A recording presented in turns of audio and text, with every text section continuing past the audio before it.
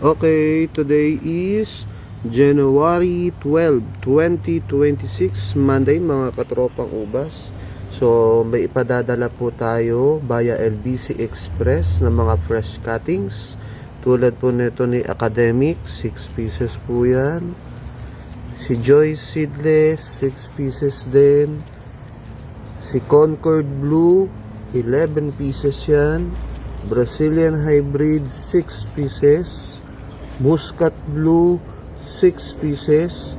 And Baikonur, 6 pieces. So lahat po na yan ay going to Imus, Cavite today via LBC Express. Kaya sa magkakagusto, marami pa ho tayo ditong fresh cuttings. Yan, gaganda ng cuttings natin. May Academic tayo, may Baikonur, may Joy Seedless, may Concord Blue, Muscat Blue, Brazilian Hybrid.